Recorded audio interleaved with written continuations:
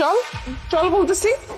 আমার কথা তুই না শুনে থাকিস তাই না? হ্যাঁ, আমি হচ্ছে এখানকার ম্যানেজার, তোর অবশ্যই আমার কথা শুনতে হবে, আমি যেটা বলবো ওইটাই করতে হবে। তোর অনেক বেশি বর বাড়ছে তাই না? দাঁড়া। মোনা, আমার এক্স ওয়াইফ, ডিভোর্সের এত বছর পর ওর সঙ্গে এভাবে দেখা হবে ভাবতেও পারছি না। কিন্তু ও কেন এখানে ঝাড়ুদারের কাজ করে? আমাকে সত্যিটা জানতেই হবে। স্যার, আপনি জানেন স্যার ও কি করছে? এক মিনিট। হ্যাঁ বলো, কি হয়েছে? ও হচ্ছে স্যার সামান্য একটা ঝাড়ুদার, আমি ওকে যেই কাজ করতে বলবো ওর ওই কাজই করতে হবে। কিন্তু না স্যার, ও কি করছে জানেন? আমি ওকে একটা কাজ করতে বলছি, আমাকে বলে কিনা আপনি করে নেন ম্যাডাম, আমি করতে পারবো না। স্যার, এটা কোনো কথা বলেন? ওর কত বড় সাহস হয়ে গেছে। স্যার, আপনি একটা কাজ করেন, ওকে এই মুহূর্তে চাকরি থেকে বের করে দিন। এক মিনিট। অফিসটা কার, আমার নাকি তোমার? আমার অফিসে আমি কাকে চাকরিতে রাখবো আর কাকে চাকরি থেকে বের করে দিব সেটার সিদ্ধান্ত একান্তই আমার ব্যক্তিগত, রাইট? তোমার কোনো অধিকার নেই আরেকজন এমপ্লয়ি সম্পর্কে এভাবে কথা বলা। তুমি যেমন একজন এমপ্লয়ি, উনিও কিন্তু একজন এমপ্লয়ি। অতএব নিজে একজন এমপ্লয়ি হয়ে আরেকজন এমপ্লয়িকে সম্মান দিয়ে কথা বলতে শেখো, কথাটা যেন মাথায় থাকে। তুমি যাও। কিন্তু স্যার। তোমাকে আমি যেতে বলছি, যাও।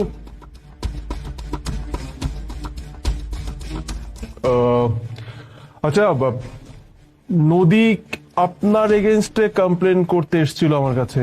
আমি কি জানতে পারি যে আপনি কি এমন কাজ করলেন যে নদী আপনাকে এভাবে ধরে আনছিল আমার কাছে? স্যার, নদী ম্যাডাম যা কিছু বলে গেছে পুরোটাই মিথ্যা কথা। আমি এমন কিছুই করি নাই স্যার। বরং আমি যখনই একটু ফ্রি থাকি, নদী ম্যাডাম এসে আমাকে যা তা কাজের কথা বলে, এইটা কর ওইটা কর। আমার তো কাজের সমস্যা হয়, আমি তো আর তার পার্সোনাল কাজের লোক না। আমি এখানে ঝাড়ুদারের কাজ করি, কিন্তু সে সবসময় উল্টা পুল্টা কাজের কথা বলে। আমি না করছি বিধায় আপনার কাছে নিয়ে আসছে আমার নামে বিচার দেওয়ার জন্য। বুঝতে পেরেছি। আপনার বাসা তো সম্ভবত Mirpur DOHS, right? Mirpur DOHS? হ্যাঁ, কিন্তু ওইটা তো আমার পুরনো অ্যাড্রেস। আপনি কি করে জানেন আর আপনি আমাকে কি করে চেনেন? অ্যাকচুয়ালি আমি আপনাকে চিনি না, এটা ঠিক বলেছেন, কিন্তু আমি মূলত আপনার হাজবেন্ডকে চিনতাম। I mean Sajid. সাজিদ আমার ছোটবেলার বন্ধু, তো ওই থ্রুতেই মূলত আপনাকে চেনা। ও আচ্ছা, তার মানে আপনি আমার হাজবেন্ডের ফ্রেন্ড। তাই তো বলি যে আমাকে কি করে চিনলেন? জি। আচ্ছা, একটা কোয়েশ্চেন আপনার কাছে আমার জিজ্ঞেস করার ছিল। না মানে, আমি যদি ভুল না করে থাকি, সাজিদের কাছে আমি আপনার নামে অনেক কথাই শুনেছি। আপনার তো অনেক বড় একটা বাইং হাউস ছিল, টাকা পয়সার কোনো কিছুর অভাব ছিল না। এমনকি আমি যদি ভুল না করি, মানে সাজিদ যেটা বলেছিল, আপনার আন্ডারে নাকি অলমোস্ট 150 জন এমপ্লয়ি কাজ করতো। তাহলে হঠাৎ কি এমন ঘটে গেল আপনার জীবনে যে আপনি এই সোসাইটিতে ঝাড়ুদারের চাকরি করছেন? ঠিক মানে ঠিক বুঝতে পারছি না আমি।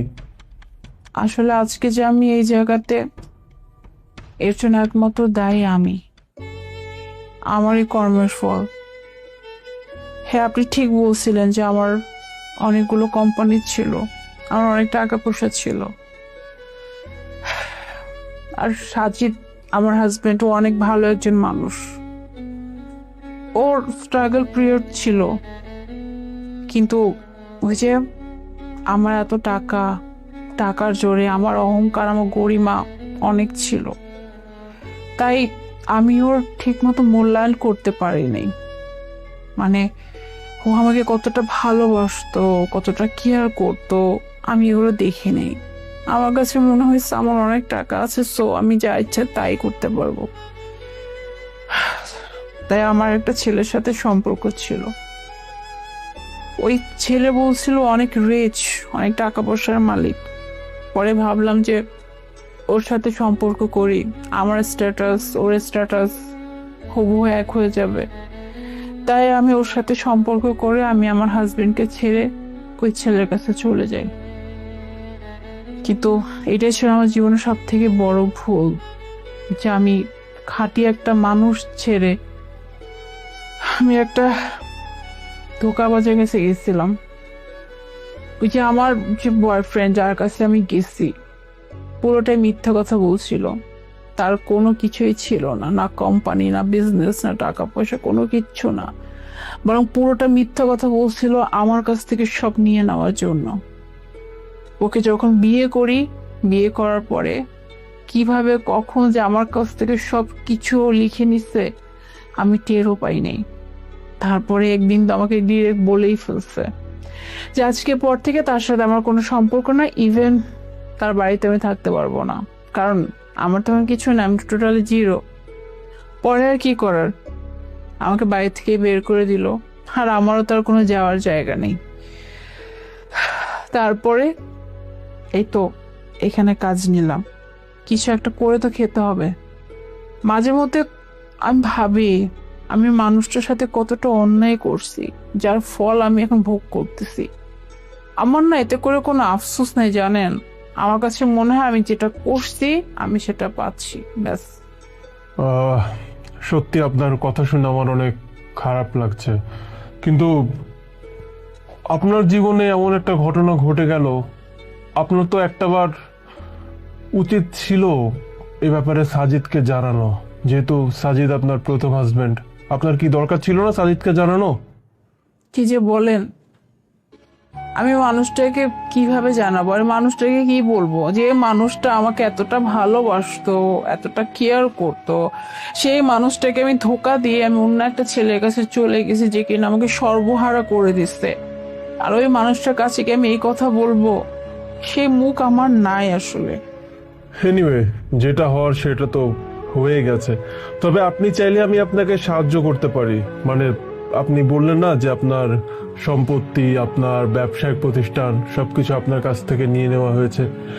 আপনি যদি চান, আমার কিছু লয়ার ফ্রেন্ড সার্কেল আছে, আমি তাদের সঙ্গে কথা বলে আপনার সম্পত্তি, আপনার প্রপার্টি সবকিছু আপনাকে আবার ফিরে দেওয়ার ব্যবস্থা করতে পারি। এবং সেই সাথে আপনি যদি চান, আমি কিন্তু সাজিদের সঙ্গে আপনাকে দেখা পর্যন্ত করিয়ে দিতে পারি। আপনি আমার হাজবেন্ডের সাথে দেখা করে দিবেন, কিন্তু এটা কিভাবে সম্ভব? দেখো তো চিনতে পারো কিনা। সাজিদ, সাজিদ তুমি? এই এই কোম্পানি তোমার কোম্পানি?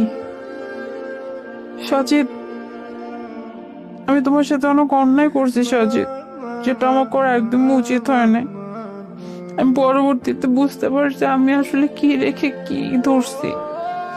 তুমি আমাকে কতটা ভালোবাসতে, কিন্তু তোমার ভালোবাসার মূল্য আমি দিতে পারি নাই। আমি তোমাকে ছেড়ে চলে গেছি, অথচ দেখো যার কাছে আমি গেছি সে আজকে আমাকে কোথায় নামাই দিচ্ছে।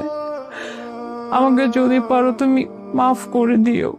আর তোমার এত সাকসেস, এটা দেখে সত্যি আমার অনেক ভালো লাগতেছে যে তুমি অনেক উপরে চলে আসছো। থাক মোনা, এইভাবে আমার কাছে মাপ চেও না। সত্যি বলতে, তুমি আমাকে ছেড়ে চলে যাওয়ার পর না, আমি মানসিকভাবে পুরোটাই ভেঙে পড়েছিলাম। তবে এটা সত্যি জানো তো, বিন্দু মাত্র ঘৃণা তোমার উপর আমার জন্মায়নি। আজকে তুমি যখন নিজের মুখে তোমার সঙ্গে ঘটে যাওয়া করুণ পরিণতির কথাগুলো বলছিলে, তখন আমারই ভেতর থেকে বুকটা ফেটে যাচ্ছিল।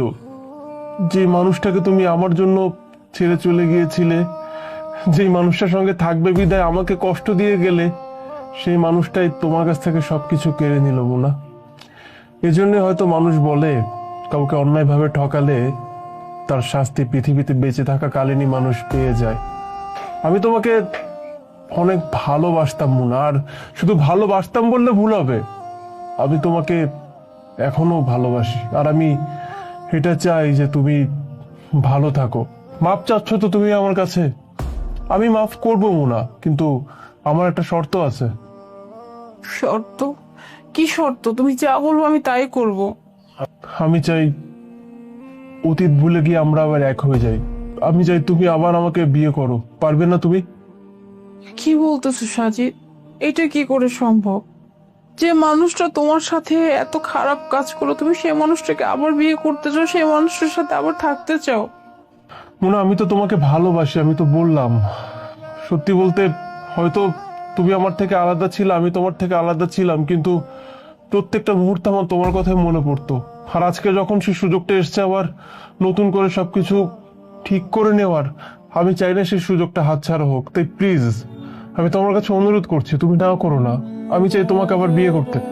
তবে আমি তোমাকে একটা কথা দিচ্ছি, আজকের পর থেকে তোমাকে কখনো কষ্ট দিব না, তোমার অসম্মান হয় এমন কোনো কাজ করব না, প্রমিস।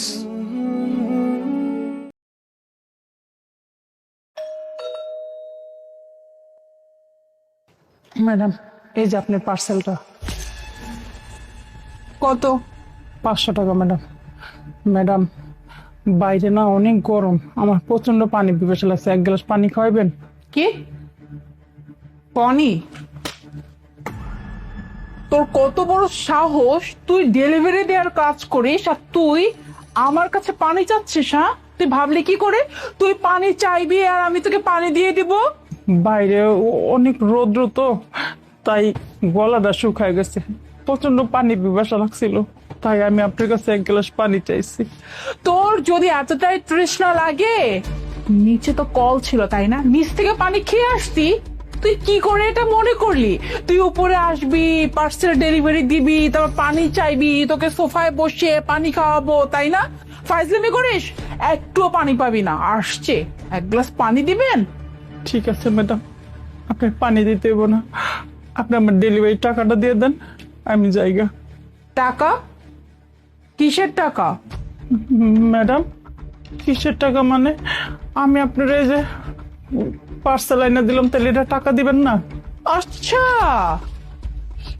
এই পার্সেলের টাকা চাচ্ছিস তুই? হ্যাঁ, তোর কত বড় সাহস! হ্যাঁ, তুই কোন মুখে টাকা চাচ্ছিস? হ্যাঁ, 10 মিনিট, তুই 10 মিনিট লেট করে আসছিস, তার উপরে সে টাকা চাইতেছিস। আমি 10টা মিনিট যাবো তোর অপেক্ষা করতেছি, এই 10 মিনিটে আমার খাবারটা কি ঠান্ডা হয়ে গেছে না?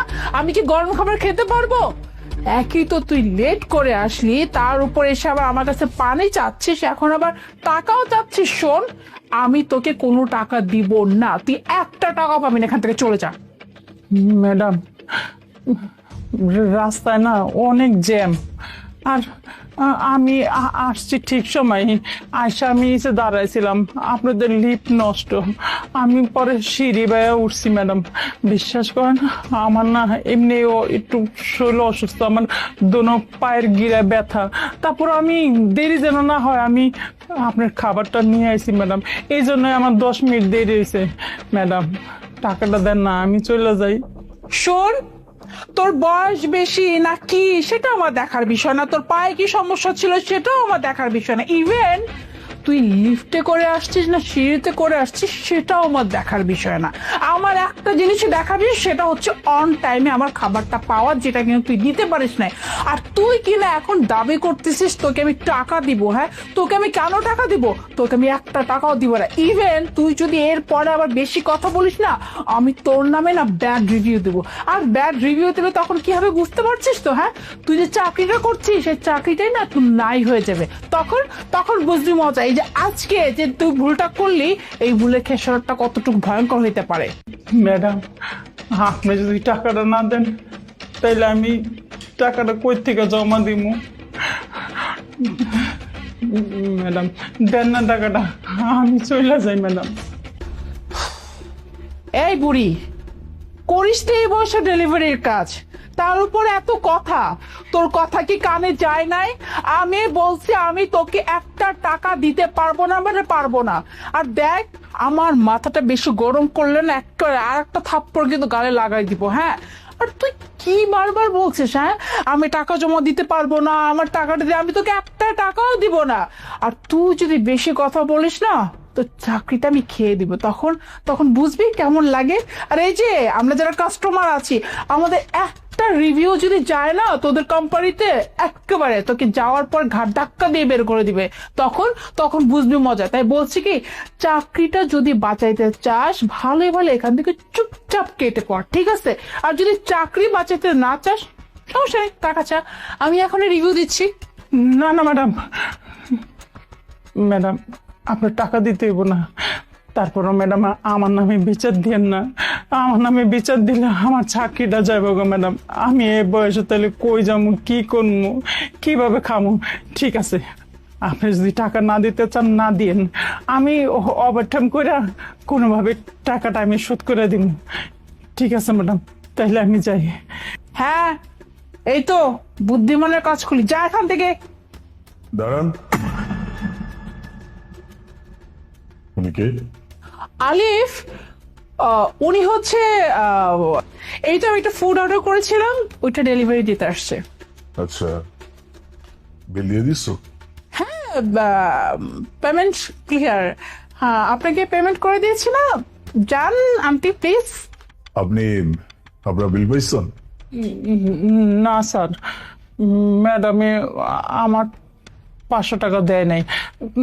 না দেয় না দেখ, ম্যাডামে যদি না দেয়া শান্তি থাকে থাক, আমি ওভারটাইম টাইম কইরা আমি এটা পোষায় নেমনি। আর যদি 500 টাকা চাই তাহলে ম্যাডামে কইছে আমার অফিসে বিচার দিব। স্যার, বিচার দিলে তো আমার চাকরিটা যাইব গা, তখন আমি কি করবো? তাই আমি কইছি দেওয়া লাগবো না। কি ব্যাপার মোনা, কি বলছেন উনি? আলিফ, আমি তাহলে করবোটা কি? হ্যাঁ, তুমি যে আমার উপর এভাবে চেপতেছো। একই তো এই বুড়ো মহিলা, সে 10 মিনিট লেট করছে, তার উপর এসে আবার কি বলতেছে জানো? তাকে নাকি আমি 1 গ্লাস পানি। তুমি যে চিন্তা করো, এদের মতো ডেলিভারি যারা কাজ করে তারা কতটা ভয়ঙ্কর জানো তো? হ্যাঁ, নিউজ দেখো না, এই যে পানি খাওয়ার নাম করে, একটু বসার নাম করে বাসার মধ্যে ঢুকে তারপর চুরি চামারি করে চলে যায়। কি ভাবছে? হ্যাঁ, সে পানি খাইতে চাইছে, আমি তাকে বসিয়ে পানি খাওয়াবো? হ্যাঁ, এর জন্য তো বলছি, না পাবে পানি না পাবে টাকা। আর বেশি কথা বলে একেবারে চাকরিটা নিয়ে নিব। কথাই শুনতেছে না, কথা বলেই যাচ্ছে তো বলেই যাচ্ছে, আর তুমি আমার উপর এসে চিল্লাচ্ছ। বাহ, কত সুন্দর ইনসাফ, খুব সুন্দর পরিষ্কার ন্যায় বিচার। হ্যাঁ, আমার না ভাবতেও অবাক লাগছে যে তোমার মন মানসিকতা এরকম। একটা বয়স্ক মানুষ, কত বয়স হয়ে গেছে তার, এই বয়সে এসে সে ডেলিভারির কাজ করছে। এটা দেখলেই তো বোঝা যায় যে মানুষটা অবশ্যই বাধ্য হয়ে এই কাজ করছে। সেই মানুষটা তোমার কাছ থেকে শুধুমাত্র 1 গ্লাস পানি চাইছে, আর তার জন্য তুমি তার গায়ে হাত তুলছ। আমি কিন্তু এখানে দাঁড়িয়ে দাঁড়িয়ে সবকিছু দেখছি। মায়ের বয়সী একজন মানুষ, বাইরে কি পরিমাণ গরম। তোমার কথাই যদি বলি, তোমার বাসায় এসি, গাড়িতে এসি, অফিসে এসি, তুমি তো এসি ছাড়া থাকতেই পারো না। তাহলে একটা মানুষ এত পরিশ্রম করে এই গরমের মধ্যে উনি ডেলিভারি দিচ্ছে, ওনাকে একটু পানি পিপাসা দিতে পারো না? উনি তোমার কাছ থেকে কি এমন চাইছে? স্বর্ণ অলংকার চাইছে? এই বাড়ি থেকে অনেকগুলো কারিকারি টাকা নিয়ে যেতে চাইছে? কিছু তো চায় নাই।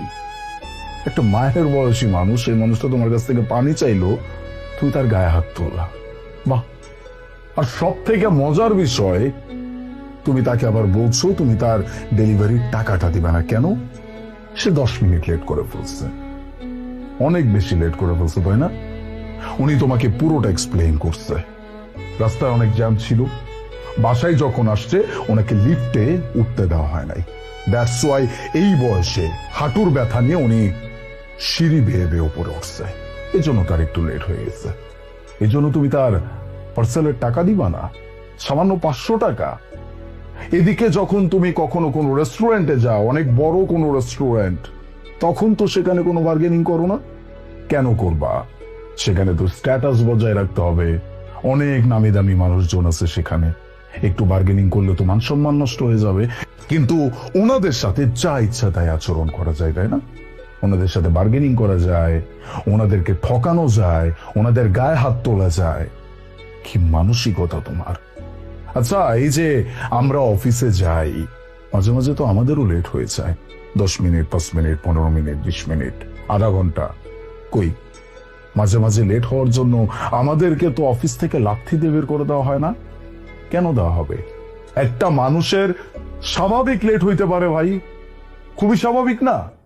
এর জন্য তুমি তার টাকা মেরে দিবা?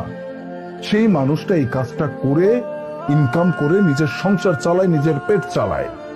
আর সেই মানুষটার 500 টাকা যদি তুমি মেরে দাও, উনি যে তোমাকে বারবার বললো যে এই টাকাটা উনি কিভাবে শোধ করবে, এই টাকাটা উনি জমা কিভাবে দিবে, এরপরেও তোমার হৃদয় এতটুকু বলে নাই, তুমি তার সাথে খারাপ আচরণ করছো। আমি তো ভাবতে পারছি না একটা মানুষের মানসিকতা কতটা নিকৃষ্ট হইতে পারে।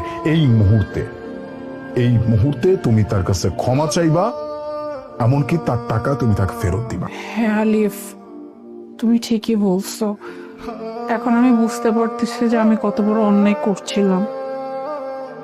আম sorry Alif.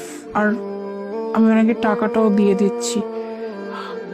Aunty, aunty please আমাকে মাফ করে দিবেন। আমি আমি আপনার সাথে অনেক দুর্ব্যবহার করেছি। সামান্য এক গ্লাস পানি চেয়েছেন, কিন্তু আমি আপনাকে সে এক গ্লাস পানি পর্যন্ত দিইনি। আজকে যদি আমার হাজবেন্ড আমাকে না বুঝাতো, তাহলে আমি এই ভুল ধারণা থেকে বেরই হতাম না, হয়তো আগামীতে আরো অন্যায় করতাম। যাই হোক, আমার দ্বারা একটা ভুল হয়ে গেছে আন্টি। যদি পারেন মেয়ে হিসেবে আপনি আমাকে প্লিজ মাফ করে দিয়েন। আর 1 মিনিট, আপনার টাকা এই যে এখানে 1000 টাকা আছে। 500 টাকা হচ্ছে আপনার বিল, আর 500 টাকা হচ্ছে আপনার টিপস। আমি খুশি আপনাকে দিলাম, প্লিজ না করবেন না। আসসালামু আলাইকুম। ওয়ালাইকুম আসসালাম।